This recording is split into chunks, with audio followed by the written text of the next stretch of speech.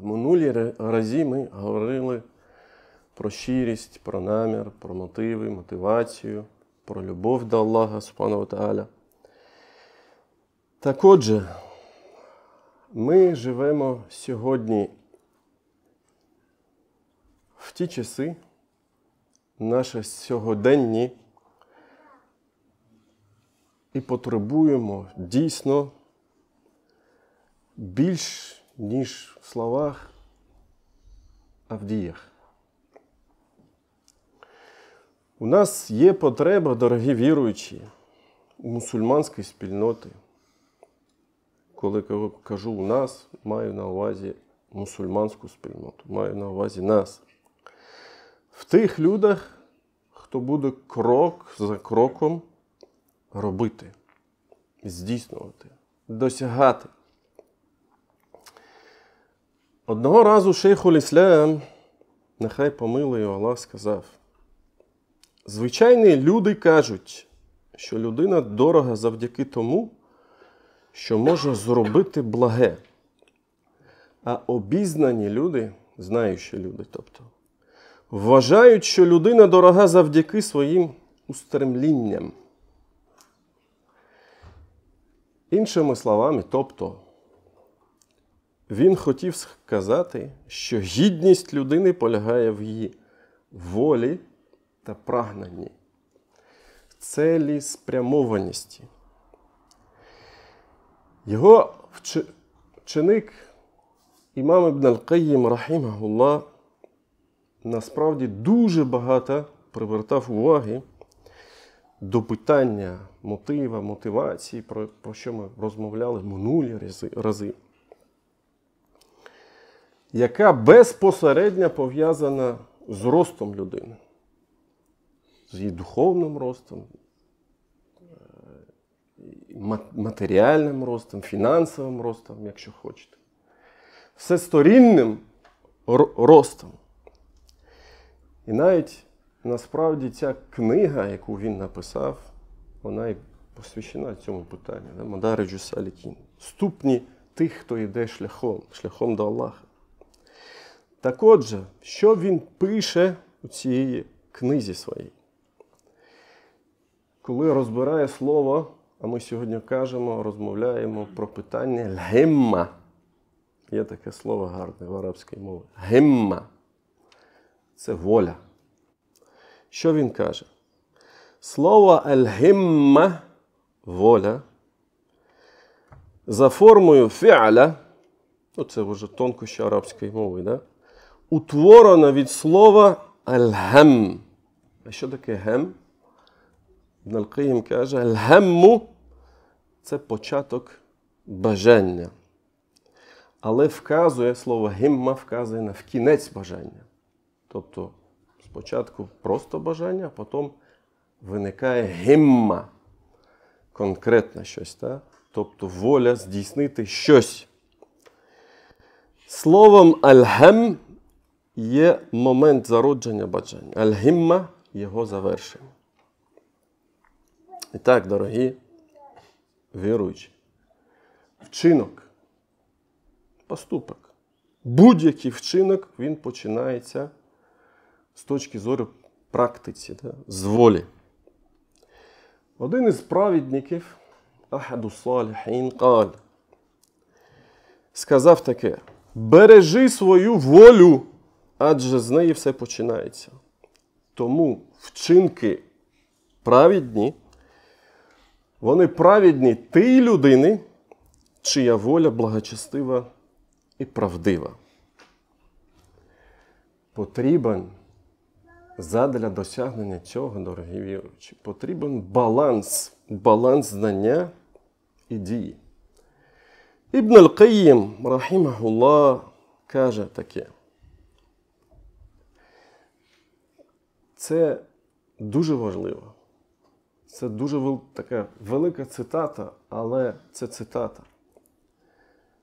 Тому я буду зачитувати, але це дуже важлива цитата. І так він каже: серед людей є такі, хто володіє силою знання, що вказує на прямий шлях, на його віхи, довжину, ширину, перепони, тобто бар'єри, да? Привали. І ця сила в них, тобто в цих людях, переважає над іншою. Але в ділі вони слабкі. Вони бачать істину, що вводить в оману. Вони бачать істину, але не втілюють її в життя. Вони бачать те, що вводить в оману, спричиняє небезпеку і губить, але не оберігають себе від цього. Вони вчені мужі, які розуміють релігію, доки мова не зайшла про справу. Коли ж час діяти, вони долучаються до невігласів, невежд, у їхніх огидних вчинках, хоча на відміну від тих, ці знають. Тобто у них є знання. Такими є багато тих, хто присвятив свій час навчанню, але ж захищений той, кого Аллах захистить.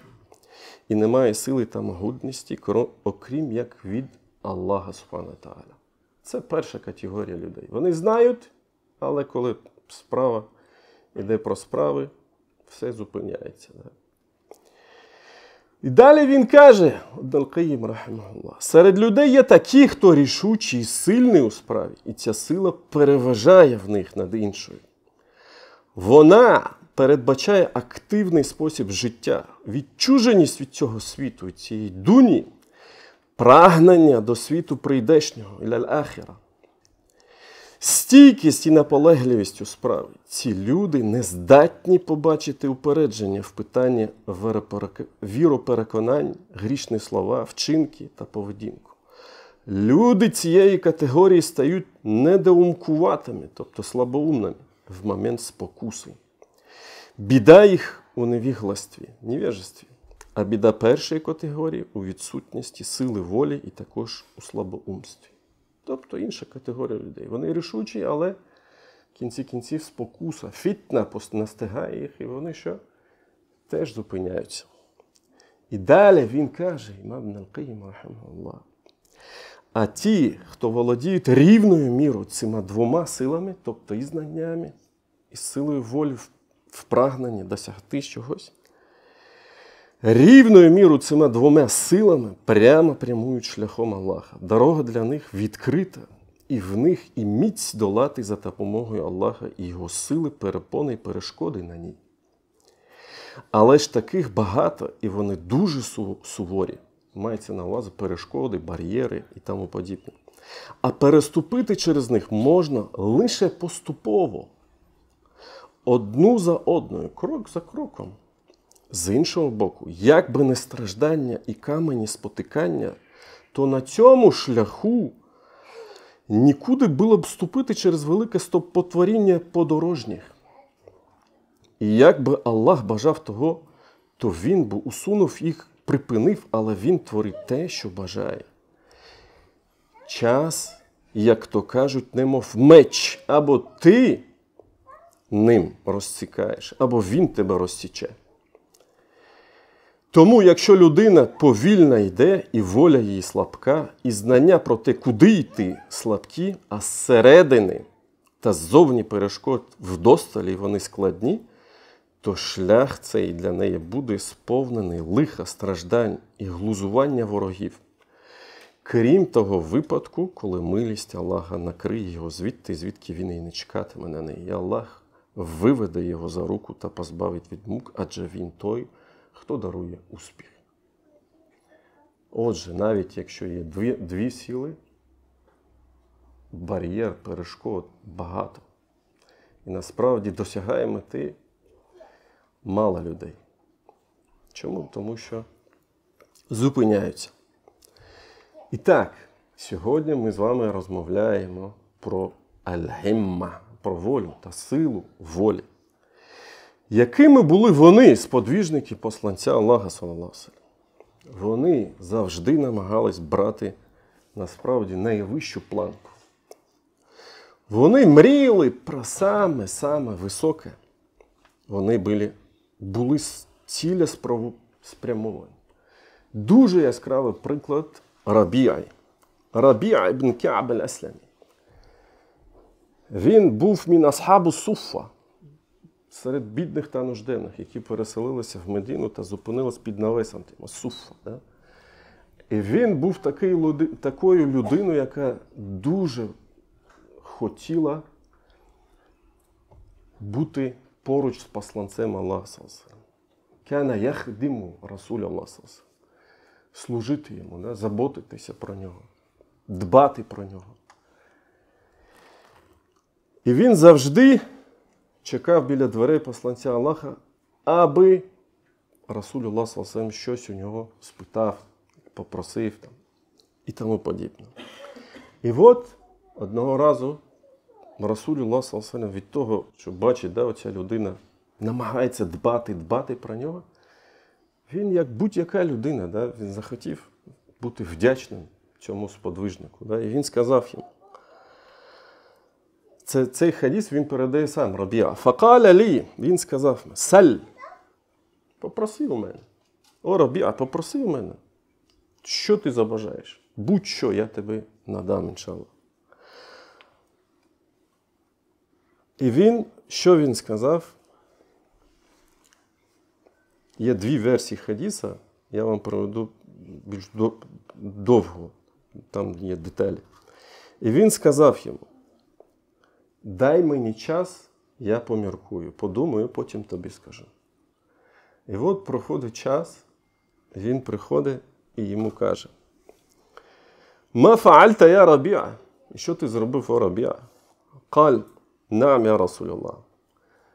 Так, о посланець Аллаха, я вирішив, тобто я прийшов до висновку. І він каже йому, ас'алюка ан ташфа'a лі іля раббіка фаю'тіқані мінан нар. Я прошу у тебе, щоб ти ходатайствував, тобто попросив у Аллаха, щоб Аллах Субхану Тааля звільнив мене від аду. В першій версії ас'алюка мурафакатука філ джанна. Я прошу Аллаха, щоб я був поруч з тобою в раю. І тоді Расуль здивувався. Він здивувався. Він думав, що Рабіа щось попросить таке. Да? І тоді навіть він його спитав. Факаля, мен амарака бігада, я Рабі.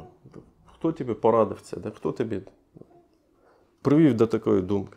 Факульту, ла валлахі лазі ба'асака білхак, ма амарані біхі ахад. Клянусь Аллахом, мені ніхто нічого не радив. Валакіннака ламма культ, однак, коли ти сказав мені, сельні a'тик, попроси, я дам тобі, а я знаю, що ту ступінь, яка у тебе є, о посланець Аллаха, перед Аллахом, назарту фі амрі, я подумав про себе, да? Вa'арафту анна, бідна людина, мін асхабу суффа. Вa'арафту анна дуня мунқати'a. Я точно знаю, що ця дуня, вона закінчиться. وزائلة وأن لي فيها رزقا سيأتيني.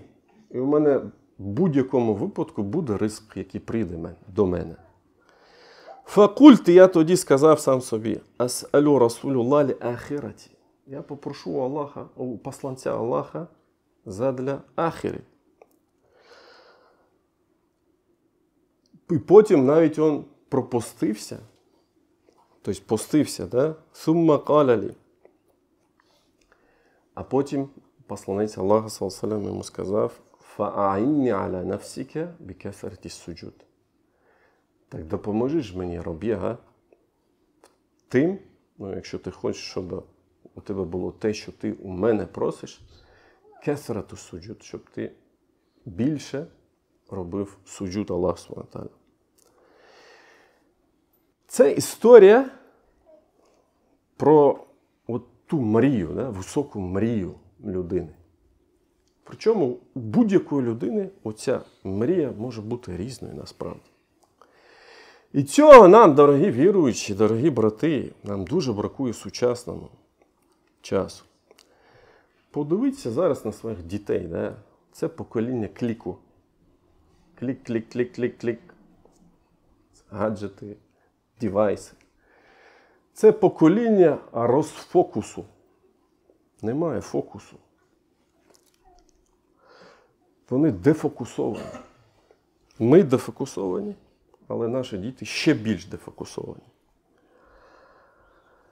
Мати, дорогі віруючі, вірний намір, мотив, мотивацію, сили волі недостатньо насправді задля досягнення успіху. Треба обов'язково визначити мету, бачення. Причому ця мета повинна бути вимірною. Тобто то, що ізмірімо. Як каже мудрість, ти можеш з'їсти слона, поділі його на частини, і потім з'їж його. Да? Таке висловлення таке. Подивіться, наприклад, посланця Аллаха, коли була осада Медини. Вони залишились, тобто в Медині, тут вороги об'єднались, Ахзаб, і йде осада. З іншого боку, Бану Курайза, які можуть придати, да, і вдарити ножем в спину. Немає їжі. Вони вирішили рити ров, хандак. Серед спільноти мусульман у той час ще багато ліцемірів.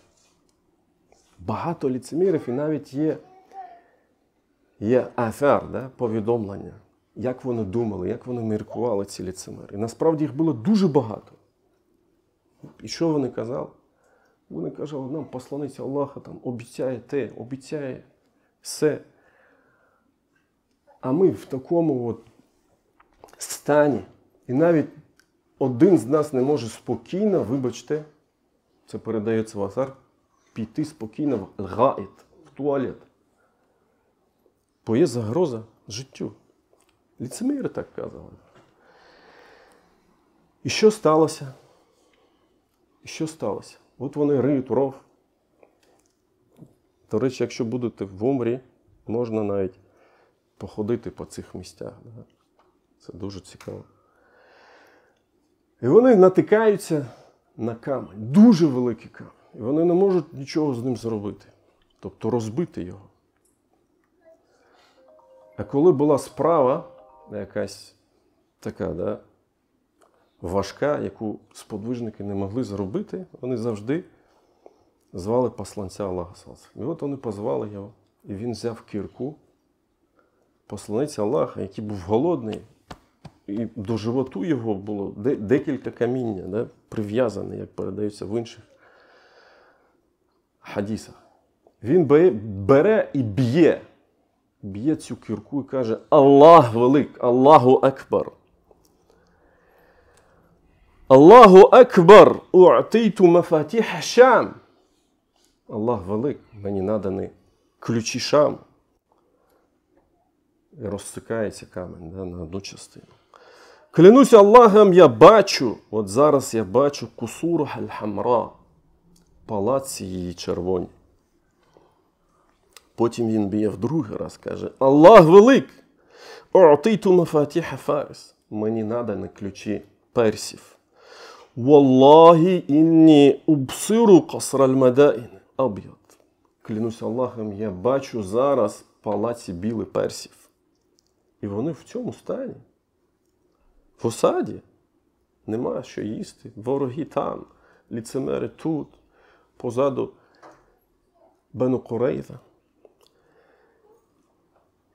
І потім він б'є в третій раз і каже: Валлахі, Аллаху Акбар, Аллах велик, у'титу мафатіх аль-Яман. Аллах велик, мені надані ключі Ємен. Валлахі, інні ла убсуру абваба Сан'a мін макані хадіхі са'a. Клянуся Аллахом, я бачу двері Сан'a з цього місця в цей час. От таким був посланець Аллаха, саллаллаху алейхи ва саллям.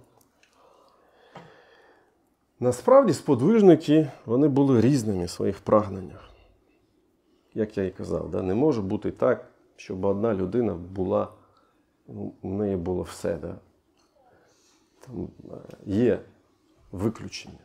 Абу Бакр, це окрема справа, ми вже казали в минулих хутбах про це. Хтось був з них вмілим в джихаді, хтось був в торгівлі, хтось був в знаннях. От приклад Абу Хурейри. Одного разу, вже після смерті посланця Аллаха, коли його не стало, люди почали казати, що Абу Хурейра дуже багато там передає хадісів, з таким якби критикою такою. І тоді він сказав так: воістину мої брати серед мухаджирів, вони займалися своєю торгівлею. كان يشغلهم عمل أموالهم وكنت امرئا مسكينا. Я ж був чоловіком бідним, да? Альзиму Расуля саллаллаху. Я завжди був поруч з посланцем Аллаха. Тобто ограничувався тим, що в мене було в животі. Аля міль і ботний. Фаахдару хіна ягибун. Я був тоді, коли їх не було. Ва'я хіна янсун. А я запам'ятав тоді, коли вони забували. Вакаля набій салсалім. І одного разу посланець Аллаха салсалім сказав: ніхто із вас зараз, якщо хто із вас зараз протине свій одяг, а я скажу щось, і потім він візьме свій одяг і прижме до себе, він після цього нічого не забуде з того, що я скажу. І він зробив це першим. І на ньому була накидка, і більш нічого, крім цієї накидки. Він зняв цю накидку і положив, і тоді посланець Аллах сказав, і він приїжджав її до себе. حتى قضى النبي صلى الله عليه وسلم قالته ثم جمعتها إلى صدري. Прижав її до себе, і потім він каже: فوالذي بعثه بالحق. І клянусь тим, хто його надіслав воістину. ما نسيت من مقالته تلك إلى يوم هذا. І я не забув нічого з його слів до цього дня.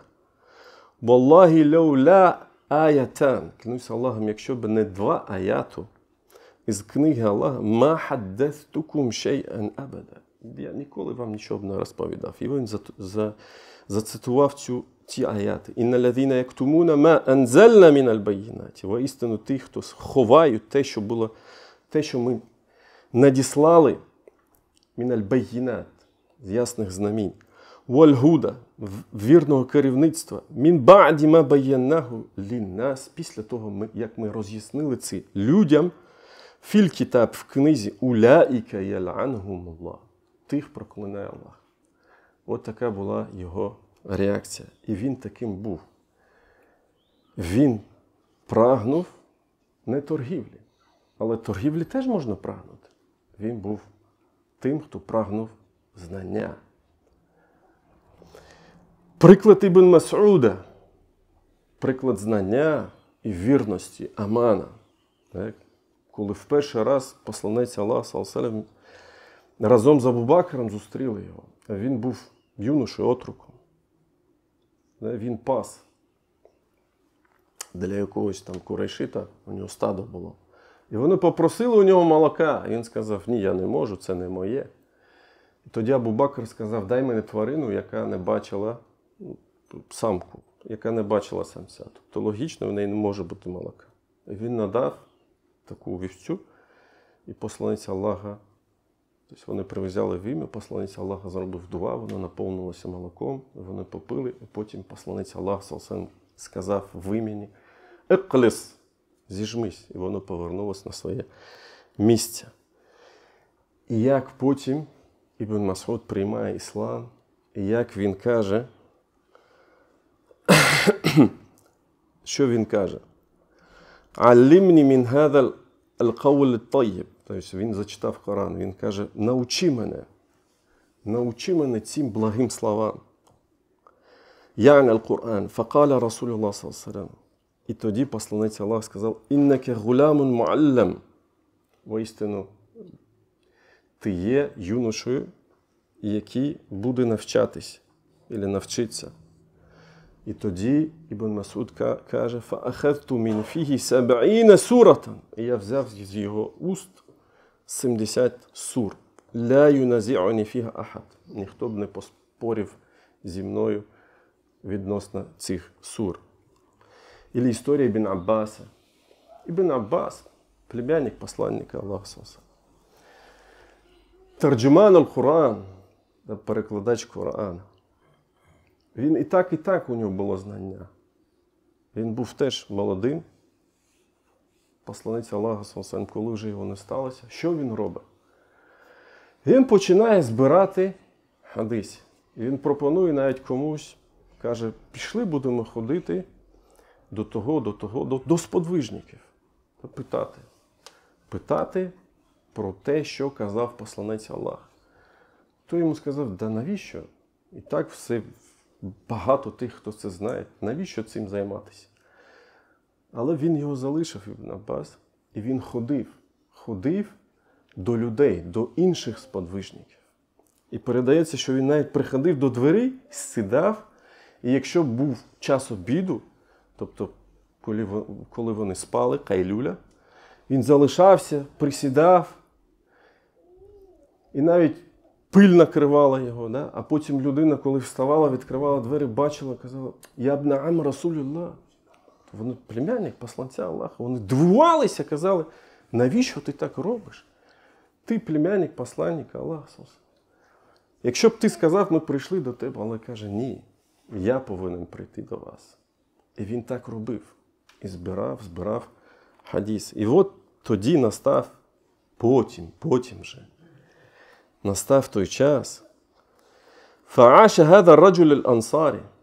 Тобто, той чоловік, кому запропонував Ібн Аббас, він був ансаровцем, да? Хатта раані. І він побачив мене, але він відмовився, да?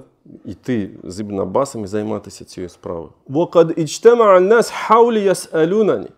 Коли вже люди почали збиратися вокруг мене і питати, فَيَقُولْ هَذَا الْفَتَى كَانَ أَعْقَلُ مِنِّي. Цей хлопець був більш розумніший, ніж я. Такого висновку він зробив. Насправді, прикладів таких дуже багато, дорогі віруючі. І я бачу, що я не встигаю. Воістину, в день джума є такий момент, коли Аллах Субхану приймає наші молитви. Фастагфіруллах лі ва лакум. Воістину, вся хвала, слава належить лише тільки одному Аллаху. Кого Аллах поведе прямим шляхом, ніхто вже не веде в оману, а кого Аллах веде в оману, ніхто не поведе прямим шляхом. Я свідчу, що немає Бога, крім одного Аллаха. Я свідчу, що посланець, що Мухаммад його раб та посланець. І так, дорогі віруючі.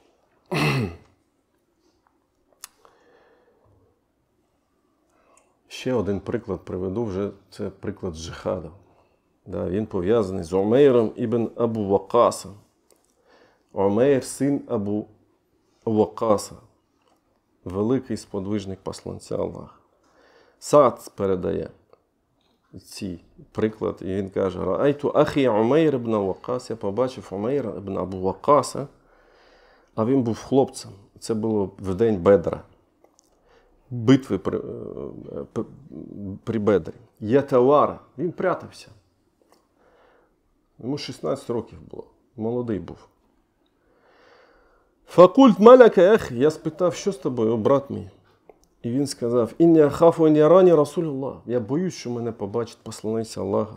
Фаястасхіруні фаяруддані. І вирішить, що я дуже малий, ще не доріс до джихаду, і поверне мене.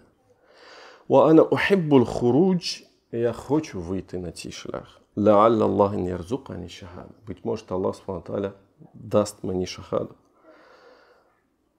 І так воно і сталося. Він побачив його, і посланець Аллаха Субхану раддаху, повернув. Але він заплакав від цього. Умейр заплакав від цього. І побачив це Расулуллах саллаллаху аджазаху, тобто дозволив. І він вийшов і дійсно досяг своєї мети. Досяг цієї шахади, про яку мріяв. Ілі інший приклад сподвижників посланця Аллаха. Ілі до цього приклад посланника Аллаха, посланця Аллаха саллаллаху алейхи ва саллям. Коли вони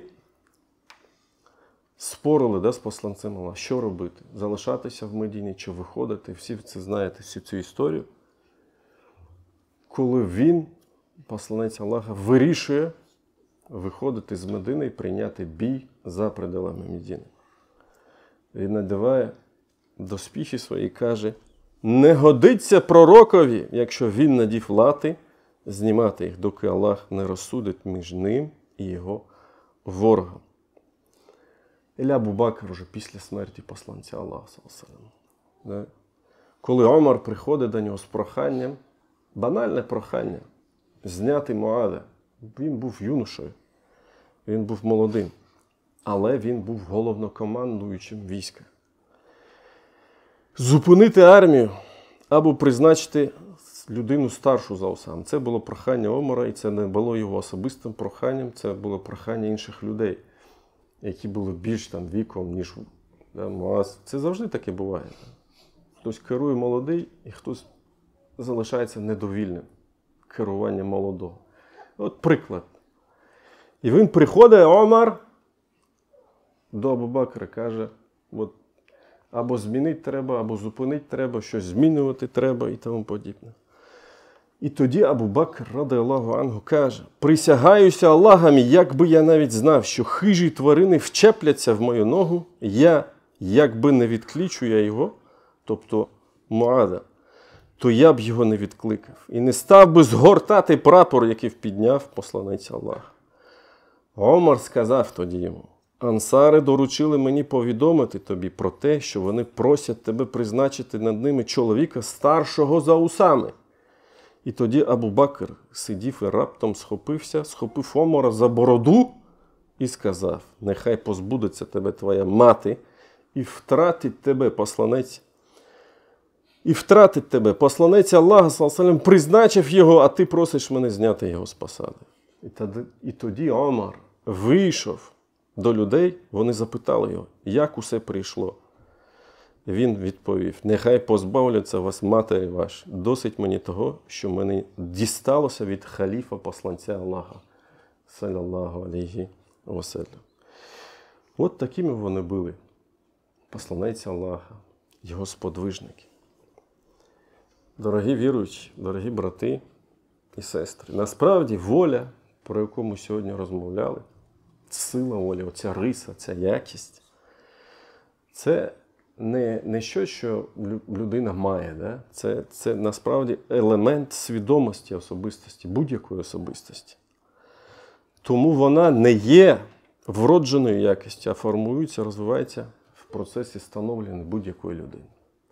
І насправді цьому питанню дуже багато уваги виділяли вчені, як я казав, імам Аль-Каїм, рахимахуллах. І цієї риси нам не вистачає. Задля досягнення успіху, задля досягнення нашої мети. Фастагфіруллах лі ва лакум, ва салліллаху аля набійна Мухаммадін ва аля аліхі ва сахбіхі аджмаїн, ва інні даїн фа амін.